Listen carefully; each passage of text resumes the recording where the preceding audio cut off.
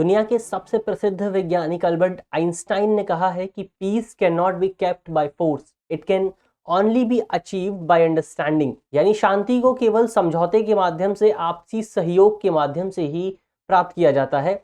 और इन्हीं आपसी सहयोग से संबंधित प्रयासों को हर साल मान्यता प्रदान करने के लिए अंतर्राष्ट्रीय स्तर पर नोबेल शांति पुरस्कार की गठन किया गया है। ये पुरस्कार प्रदान किए जाते हैं, इस साल भी प्रदान किए गए हैं। लेकिन जब ये पुरस्कार प्रदान किए जाते हैं तो इनसे संबंधित कुछ आलोचनाएं भी हमें देखने को मिलती हैं। आज इस वीडियो में हम इसी विषय से संबंधित तमाम पहलुओं को, तमाम डायमेंशंस को जानने की कोशिश करेंगे। मेरा नाम है अक्षय और आपका स्वागत है दृष्टि IAS की इस नई वीडियो में। वीडियो शुरू करते हैं और सबसे पहले वीडियो की रूपरेखा को समझ लेते हैं, यानी उन बिंदुओं की बात कर लेते हैं जिनके माध्यम से हम अपनी चर्चा को आगे बढ़ाएंगे। तो वीडियो में सबसे पहले हम न्यूज़ यानी खबर पर बात करेंगे। इसके बाद ये जानेंगे कि साल 2022 के लिए किन लोगों को नोबेल शांति पुरस्कार प्रदान किया जा रहा है और साथ ही उन लोगों को ये पुरस्कार क्यों दिया जा रहा है। इसके अलावा ये भी जानने की कोशिश करेंगे कि इन पुरस्कारों के क्या मायने हो सकते हैं, यानी जिन लोगों को पुरस्कार दिए जा रहे हैं उनके क्या निहितार्थ हो सकते हैं, क्या इम्प्लीकेशंस हो सकते हैं। इसके अलावा नोबेल शांति पुरस्कार के विषय में भी कुछ बुनियादी बातों को जानने की कोशिश करेंगे और साथ ही ये भी जानेंगे कि आखिर अंतर्राष्ट्रीय स्तर पर कुछ जानकारों द्वारा नोबेल शांति पुरस्कार की आलोचना क्यों की जाती है, उसका क्रिटिसिज्म क्यों किया जाता है, इस पर भी बात करेंगे। ये जो पूरा विषय है वो सामान्य अध्ययन प्रश्न पत्र 2 से संबंधित है और आप इसे अंतर्राष्ट्रीय संबंध और भारत पर अन्य देशों की नीतियों और राजनीति के प्रभाव जैसे खंडों से जोड़कर देख सकते हैं। चलिए वीडियो शुरू करते हैं और सबसे पहले आज की हमारी न्यूज़ देख लेते हैं, आज की हमारी खबर देख लेते हैं। आज की हमारी जो न्यूज़ है वो इंडियन एक्सप्रेस के एक्सप्लेन्ड सेक्शन से है। हमारी खबर है Nobel Peace Prize for 2022 a statement as Russia Ukraine war rages. यानी रशिया यूक्रेन और जो के बीच जो लगातार युद्ध चल रहा है, इस युद्ध के बीच ये जो नोबेल शांति पुरस्कार प्रदान किए गए हैं, इन पुरस्कारों का इस पूरे युद्ध से क्या संबंध है। इस पूरे इन पुरस्कारों के माध्यम से रूस के राष्ट्रपति व्लादिमीर पुतिन को क्या स्टेटमेंट देने की कोशिश की गई है, क्या संदेश देने की कोशिश की गई है, इसी को लेकर इस पूरी खबर में बात की गई है। चलिए आगे बढ़ते हैं और सबसे पहले जान लेते हैं कि आखिर किन लोगों को ये पुरस्कार प्रदान किए गए हैं। उन लोगों के बारे में कुछ बुनियादी बातें जान लेते हैं। तो इस साल हाल ही में नॉर्वेजियन नोबेल समिति, जो कि नॉर्वे में स्थित एक समिति है, एक ऑर्गेनाइजेशन है जिसके द्वारा नोबेल शांति पुरस्कार प्रदान किए जाते हैं, उन पुरस्कारों की घोषणा की जाती है। इस समिति ने एक अधिसूचना जारी की है, एक नोटिफिकेशन जारी की गई है जिसमें बताया गया है कि इस साल किन लोगों को नोबेल शांति पुरस्कार प्रदान किया जाएगा। तो इस समिति द्वारा जारी रिलीज के मुताबिक इस साल 3 लोगों को ये नोबेल शांति पुरस्कार प्रदान किया जाएगा।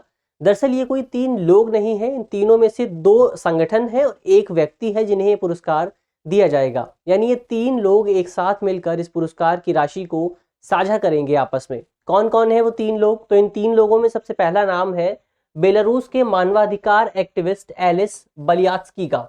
तो ये बेलारूस के एक ह्यूमन राइट एक्टिविस्ट हैं जिन्हें ये पुरस्कार दिया जाएगा। इसमें दूसरा नाम है रूस के मानवाधिकार संगठन मेमोरियल का। तो रूस में मेमोरियल नाम से एक संगठन है जो कि ह्यूमन राइट संगठन है, इस संगठन को भी पुरस्कार दिया जाएगा। और इसमें तीसरा नाम है यूक्रेन के मानवाधिकार संगठन सेंटर फॉर सिविल लिबर्टीज। यानी इन 3 लोगों को संयुक्त तौर पर साल 2022 के लिए पीस प्राइज प्रदान किया जाएगा, नोबेल पीस प्राइज दिया जाएगा। अब यहाँ अगर यदि आप इन तीनों नामों को एक साथ देखेंगे और थोड़ा सा विश्लेषण करेंगे, थोड़ी बारीकियों को जानेंगे, तो आपको पता चलेगा कि ये जो तीनों नाम हैं वो प्रत्यक्ष या अप्रत्यक्ष तौर पर कहीं ना कहीं रूस और रूस के राष्ट्रपति व्लादिमीर पुतिन से जुड़े हुए हैं। और यही वजह है कि माना जा रहा है कि इन पुरस्कारों के माध्यम से ये जो पूरा विषय है, रूस और यूक्रेन का जो युद्ध का जो पूरा विषय है, वो एक बार फिर से आम लोगों के बीच चर्चा में आ गया है। किस तरह से चर्चा में आ गया है उसके समझने के लिए हमें इन तीनों जो पुरस्कार प्राप्तकर्ता हैं, इन पुरस्कार प्राप्तकर्ताओं का एक संक्षिप्त विवरण जानना होगा। इनसे संबंधित जो तमाम डायमेंशंस हैं उन डायमेंशंस को जानना होगा। अभी जो पुरस्कार प्रदान किया गया है, इस पुरस्कार को प्रदान करते हुए समिति ने अपनी अधिसूचना में कहा है कि विजेता जो 3 विजेता हैं, वो तीनों विजेता अपने अपने देशों में नागरिक समाज का प्रतिनिधित्व करते हैं, सिविल सोसाइटी का प्रतिनिधित्व करते हैं। और ये जो 3 लोग हैं, वो 3 लोग सत्ता की आलोचना करने और मौलिक अधिकारों को और ज्यादा बढ़ावा देने की दिशा में इन तीनों लोगों ने, इन तीनों वो जो 2 संगठन है और एक व्यक्ति है, उन तीनों लोगों ने एक साथ मिलकर काफी व्यापक स्तर पर काम किया है। और इस तरह से समग्र तौर पर शांति और लोकतंत्र के लिए नागरिक समाज की भूमिका को रेखांकित करने में इन्होंने बहुत ही महत्वपूर्ण भूमिका अदा की है। और इसी वजह से इन्हें साल 2022 के लिए नोबेल शांति पुरस्कार प्रदान किया जा रहा है। तो बात हुई किन लोगों को दिया जा रहा है, उन पर हमने बात की। अब आगे बढ़ते हैं और क्यों दिया जा रहा है इस पर बात कर लेते हैं। तीनों लोगों पर, तीनों जो दो संगठन है और जो एक व्यक्ति है, उन पर अलग अलग तौर पर काम बात कर लेते हैं कि इनमें ऐसी क्या विशेषताएं हैं जिनकी वजह से इन लोगों को ये पुरस्कार प्रदान किया जा रहा है। तो सबसे पहले बात करते हैं ह्यूमन राइट एक्टिविस्ट एलिस बलियात्स्की की। तो एलिस बलियात्स्की बेलारूस के एक ह्यूमन राइट एक्टिविस्ट हैं, ह्यूमन राइट अधिवक्ता हैं, एडवोकेट हैं, जो कि पहले एक टीचर थे और उसके बाद वो एक पॉलिटिशियन बन गए, एक राजनीतिक बन गए और इस तरह से ह्यूमन राइट एक्टिविज्म में आ गए। उन्होंने साल 1995 में मानवाधिकार संगठन वियासना का गठन किया था, जिसका इंग्लिश ट्रांसलेशन होता है स्प्रिंग। तो इन्होंने इस नाम से एक संगठन का गठन किया था और ये संगठन मौजूदा समय में जो बेलारूस के राष्ट्रपति हैं अलेक्जेंडर लुकाशेंको, इनकी तानाशाही और उनकी सरकार द्वारा किए जा रहे अत्याचारों के खिलाफ ये संगठन प्रबल तौर पर लड़ाई लड़ रहा है और इसी वजह से इस संगठन को उन्हें ये जो पूरा पुरस्कार है ये प्रदान किया जा रहा है। ये जो एलिस बलियात्स्की हैं, इन्हें पहली बार साल 2011 में जेल में डाला गया था बेलारूस की सरकार द्वारा और इन पर कर चोरी यानी टैक्स इवेजन का आरोप लगाया गया था।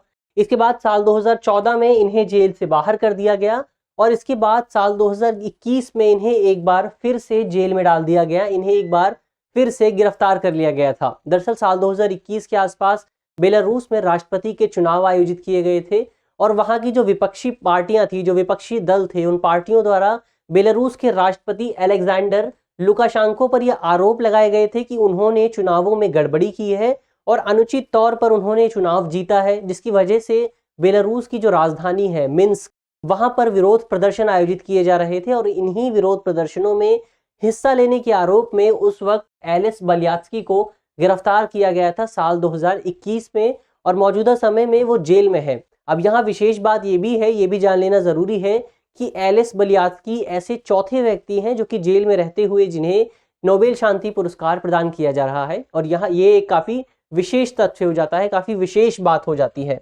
तो 2021 में इन्हें गिरफ्तार किया गया था और अभी तक मौजूदा समय में वो जेल में है और ये जो एलिस बलियात्स्की है, इन्हें बेलारूस के राष्ट्रपति अलेक्जेंडर लुकाशेंको के सबसे प्रबल विरोधियों में से एक माना जाता है और यही वजह है, कुछ जानकार ये भी मानते हैं कि इन्हीं वजहों से, क्योंकि वो राष्ट्रपति का हमेशा से विरोध करते रहे हैं, इन्हीं वजह से, इसी वजह से उन्हें अब मौजूदा समय में जेल में डाला गया है। अब यहाँ विशेष बात यह है कि स्वतंत्रता के बाद ये जो अलेक्जेंडर लुकाशेंको है, जो कि बेलारूस के राष्ट्रपति है, ये बेलारूस की स्वतंत्रता के बाद, जो कि 1991 में स्वतंत्र हुआ था, बेलारूस के स्वतंत्रता के बाद ये अब तक उसके पहले राष्ट्रपति थे और उसके एकमात्र राष्ट्रपति भी हैं। जब से बेलारूस स्वतंत्र हुआ है तब से यही राष्ट्रपति बने हुए हैं और इसी की वजह से इन पर तानाशाह होने, इन पर एक डिक्टेटर होने का भी आरोप लगता रहा है और ये अपने विषय में इतने प्रमुख रहे हैं, इतने ज़्यादा प्रबल रहे हैं कि इन्होंने साल 2021 के अपने एक इंटरव्यू में खुद को यूरोप का अंतिम डिक्टेटर, यूरोप का अंतिम तानाशाह के तौर पर खुद को संबोधित किया था। तो कितने खतरनाक हैं ये, इसी बात से समझा जा सकता है कि ये खुद को यूरोप का अंतिम डिक्टेटर मानते हैं और रूस के राष्ट्रपति व्लादिमीर पुतिन के साथ इनकी काफ़ी करीबी है, उनके काफ़ी करीबी सहयोगी माने जाते हैं और इन पर, ये जो बेलारूस के राष्ट्रपति हैं, इन पर यह भी आरोप लगाया गया है कि इन्होंने रूस यूक्रेन युद्ध में रूसी सेना की मदद भी की है, रूस की सेना की सहायता भी की है। इन्होंने बेलारूस का क्षेत्र प्रदान किया, बेलारूस की सेना प्रदान की ताकि रूस की जो सेना है उसे और ज़्यादा सहायता प्रदान की जा सके। इन पर यह आरोप लगाया जाता है कि मिन्स्क और कीव, मिन्स्क जो कि बेलारूस की राजधानी है और कीव जो कि यूक्रेन की राजधानी है, इन दोनों राजधानियों के बीच की जो दूरी है वो मात्र 500 किलोमीटर है और इसी वजह से इन्होंने बेलारूस के क्षेत्र को रूसी मिसाइल लॉन्च करने के लिए प्रदान किया और बेलारूस के क्षेत्र से रूस की कई मिसाइल्स लॉन्च की गई, जिसकी वजह से यूक्रेन को भारी नुकसान का भी सामना करना पड़ा। तो इसी वजह से इन दोनों के बीच ये जो पूरा विषय है वो काफ़ी ज़्यादा चर्चा में आ गया है और यहीं से हम इसी पूरे घटनाक्रम से एलिस बलियात्स्की और रूस के बीच, रूस के राष्ट्रपति व्लादिमीर पुतिन के बीच संबंधों को भी देख सकते हैं। ये तो बात हुई एलिस बलियात्स्की की। अब आगे बढ़ते हैं और बात कर लेते हैं जो रूस का मानवाधिकार संगठन है मेमोरियल, उस संगठन के बारे में कुछ बातें जान लेते हैं। तो इस संगठन का गठन सबसे पहले साल 1987 में किया गया था और इस संगठन को तत्कालीन सोवियत संघ के कुछ मानवाधिकार एक्टिविस्ट, मानवाधिकार कार्यकर्ताओं द्वारा गठित किया गया था। इसकी स्थापना की गई थी और इस संगठन की स्थापना का प्राथमिक उद्देश्य कम्युनिस्ट शासन के दौरान हुए अत्याचारों को दस्तावेज करना और उन दस्तावेजों को संभाल कर रखना था। दरअसल ये जो पूरा संगठन है, ये संगठन इस सिद्धांत के आधार पर काम करता है कि यदि आप अतीत के अत्याचारों को रिकॉर्ड कर आम लोगों के समक्ष उसे पेश करते हैं तो इन रिकॉर्ड्स के माध्यम से जो भविष्य में होने वाले अत्याचार हैं, जो भविष्य में होने वाला उत्पीड़न है, उस अत्याचार को रोका जा सकता है। ये जो पूरा संगठन है ये इसी सिद्धांत के आधार पर काम करता है और ये मौजूदा समय में जो रूस में तमाम तरह के मानवाधिकार उल्लंघन हो रहे हैं, जो तमाम तरह के जो अत्याचार किए जा रहे हैं आम लोगों के साथ, मानवाधिकार कार्यकर्ताओं के साथ, उन अत्याचारों को रिकॉर्ड करता है और उनके रिकॉर्ड को संभाल कर रखता है ताकि भविष्य की पीढ़ी को इन अत्याचारों से अवगत कराया जा सके, भविष्य की पीढ़ी के समक्ष इन अत्याचारों को पेश किया जा सके। और रूस द्वारा आधिकारिक तौर पर इस पूरे संगठन को एक विदेशी एजेंट के तौर पर भी मान्यता दे दी गई है।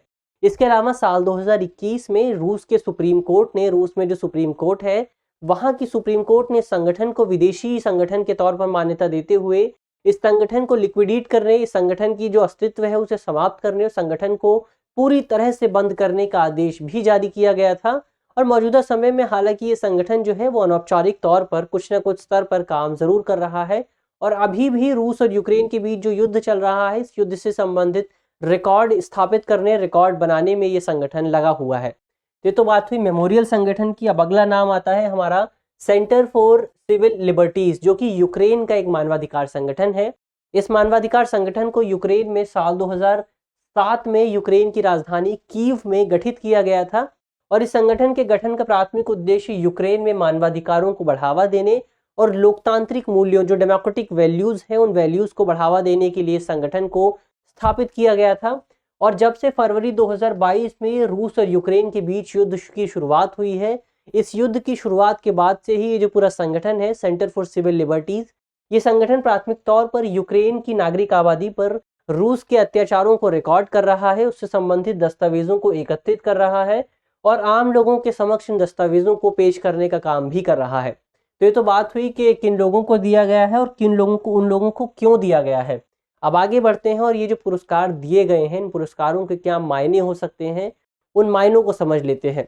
तो हमने पहले ही बात की कि ये जो पुरस्कार दिए गए हैं इनमें जो 3 नाम शामिल किए गए हैं, जो 3 पुरस्कार प्राप्तकर्ता हैं, इन 3 पुरस्कार प्राप्तकर्ताओं के नाम से स्पष्ट होता है कि इनका संबंध कहीं न कहीं अप्रत्यक्ष या प्रत्यक्ष तौर पर रूस के राष्ट्रपति और रूस से जुड़ा हुआ है। इसके माध्यम से जाहिर तौर पर हम कह सकते हैं कि इन पुरस्कारों के जरिए जो अंतर्राष्ट्रीय संस्था है, उस संस्था द्वारा कहीं न कहीं अंतर्राष्ट्रीय मुद्दे को, एक जो महत्वपूर्ण अंतर्राष्ट्रीय मुद्दा है रूस और यूक्रेन के युद्ध को लेकर, इस अंतर्राष्ट्रीय मुद्दे को संबोधित करने की कोशिश की गई है। हालांकि कई जानकारों द्वारा इस पुरस्कार को लेकर यह आलोचना भी की जा रही है, ये आरोप भी लगाए जा रहे हैं कि इस पुरस्कार के माध्यम से पश्चिमी जगत द्वारा इन पुरस्कारों को एक उपकरण के तौर पर, एक डिवाइस के तौर पर उपयोग किया जा रहा है। किस लिए? अपने एजेंडे को आगे बढ़ाने के लिए, अपने एजेंडे को बढ़ावा देने के लिए इस पुरस्कार को एक उपकरण के तौर पर, एक डिवाइस के तौर पर उपयोग किया जा रहा है। तो ये तो बात हुई इन पुरस्कारों के मायनों की। अब आगे बढ़ते हैं और नोबेल शांति पुरस्कार के विषय में कुछ बुनियादी बातें जान लेते हैं। तो हम जानते हैं कि नोबेल शांति पुरस्कार स्वीडन के एक उद्यमी और वैज्ञानिक अल्फ्रेड नोबेल की वसीयत के आधार पर प्रदान किया जाता है। अल्फ्रेड नोबेल कौन थे? तो अल्फ्रेड नोबेल हमने बात की, एक स्वीडिश उद्यमी थे, एक एंटरप्रेन्योर थे, इसके अलावा वो एक विश्व प्रसिद्ध वैज्ञानिक भी थे। और उनके नाम से जो सबसे खास बात जुड़ी हुई है वो ये है कि उन्होंने डायनामाइट की खोज की थी। उनको डायनामाइट का जो पेटेंट है वो उन्हीं के नाम पर दर्ज है। इसके अलावा डायनामाइट के पेटेंट के अलावा उनके नाम पर 300 से ज़्यादा अन्य पेटेंट भी दर्ज हैं। तो इसी आधार पर हम कह सकते हैं कि वो एक बहुत महत्वपूर्ण वैज्ञानिक भी थे। उन्होंने अपनी वसीयत में नोबेल शांति के अलावा 4 अन्य क्षेत्रों का भी जिक्र किया था। कौन कौन से वो 4 क्षेत्र? इसमें चिकित्सा, भौतिकी, रसायन विज्ञान और साहित्य जैसे क्षेत्र शामिल हैं। तो उन्होंने अपनी वसीयत में कुल 5 क्षेत्रों का जिक्र किया था। मौजूदा समय में जो पुरस्कार प्रदान किए जाते हैं वो कुल 6 क्षेत्रों में प्रदान किए जाते हैं। इन 5 क्षेत्रों के अलावा मौजूदा समय में अर्थशास्त्र के क्षेत्र में, इकोनॉमिक्स के क्षेत्र में भी नोबेल पुरस्कार प्रदान किया जाता है। तो ये तो बात हुई नोबेल पुरस्कार की। इसके अलावा शांति पुरस्कार की बात करें, नोबेल पीस प्राइज की बात करें, तो नोबेल पीस प्राइज के सिलेक्शन के लिए कि किस व्यक्ति को नोबेल पीस प्राइज दिया जाएगा, किस संगठन को पीस प्राइज दिया जाएगा, इस काम का चयन करने के लिए हर साल नॉर्वेजियन संसद है, जो नॉर्वे की संसद है, उस संसद द्वारा 5 व्यक्तियों की एक समिति का गठन किया जाता है। 5 व्यक्तियों को चुना जाता है और उन्हीं व्यक्तियों के साथ एक समिति का गठन किया जाता है और यही समिति आगे ये निर्धारित करती है कि किस व्यक्ति को एक निश्चित साल के लिए नोबेल शांति पुरस्कार प्रदान किया जाएगा। अब ये जो नोबेल शांति पुरस्कार है, ये पुरस्कार नॉर्वे की राजधानी ओस्लो में प्रदान किया जाता है। ये विशेष बात है क्योंकि जो तमाम अन्य पुरस्कार हैं वो पुरस्कार स्वीडन की राजधानी स्टॉकहोम में प्रदान किए जाते हैं, लेकिन ये जो नोबेल शांति पुरस्कार है, ये शांति पुरस्कार नॉर्वे की राजधानी ओस्लो में प्रदान किया जाता है। इसके अलावा पहला नोबेल शांति पुरस्कार 1901 में प्रदान किया गया था और 1901 में ये पुरस्कार फ्रांस के फ्रेडरिक प्रासी और स्विस यानी स्विट्जरलैंड के जीन हेनरी ड्यूनेट को प्रदान किया गया था। और 1901 में प्रदान किए जाने के बाद से मौजूदा समय में अब तक ये जो पुरस्कार है वो कुल 102 बार प्रदान किया गया है और ये पुरस्कार अब तक 134 लोगों को दिया गया है, यानी 134 लोग इस पुरस्कार के विजेता रहे हैं। इन 134 लोगों में 91 पुरुष हैं, 18 महिलाएं हैं और तकरीबन 25 अंतर्राष्ट्रीय संगठन है जिन्हें ये पुरस्कार प्रदान किया गया है। ये तो बात हुई नोबेल शांति पुरस्कार के इतिहास की, उसकी कुछ पृष्ठभूमि की, कुछ बुनियादी बातों की।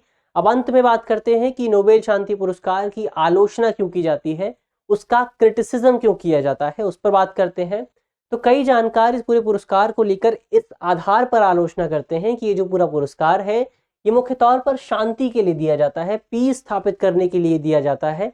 लेकिन यहाँ सबसे बड़ा सवाल है कि ये जो शांति की बात की जा रही है, ये शांति किसके लिए है, किसके लिए शांति की बात की जा रही है, कौन किस क्षेत्र के लिए शांति की बात की जा रही है।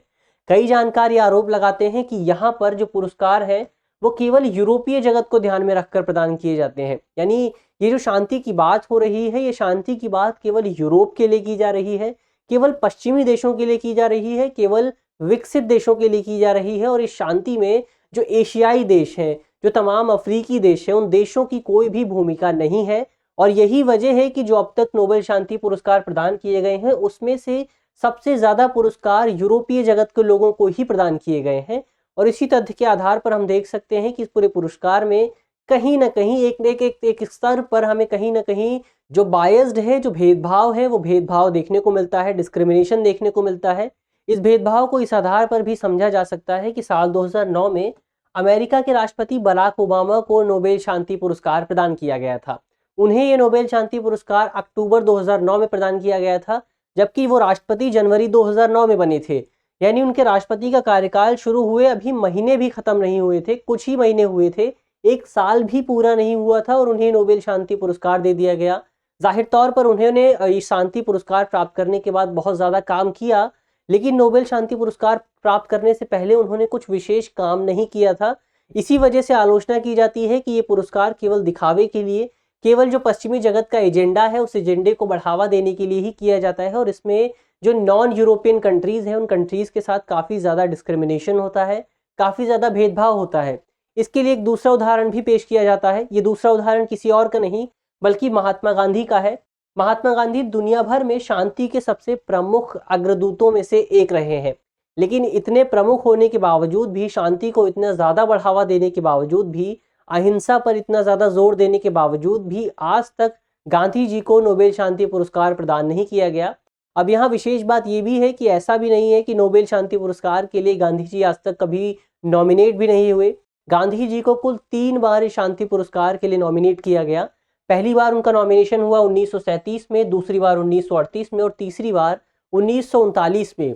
लेकिन 3 बार नॉमिनेट होने के बावजूद भी आज तक गांधी जी को नोबेल शांति पुरस्कार प्रदान नहीं किया गया।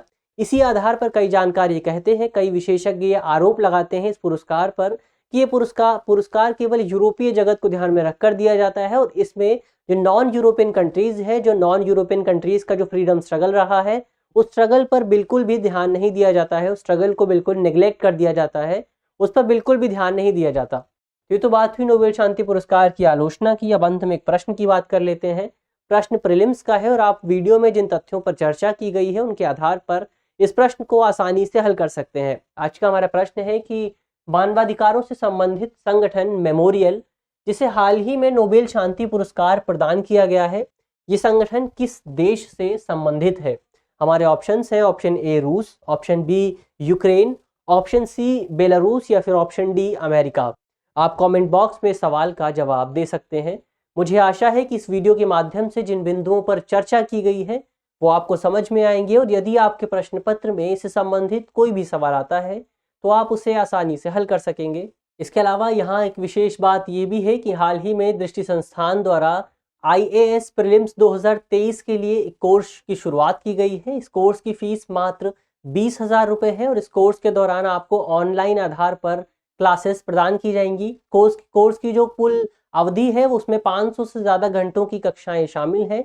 यदि आप इस कोर्स में शामिल होना चाहते हैं तो आप डिस्क्रिप्शन में दिए गए लिंक पर क्लिक करके कोर्स में एनरोल कर सकते हैं। धन्यवाद।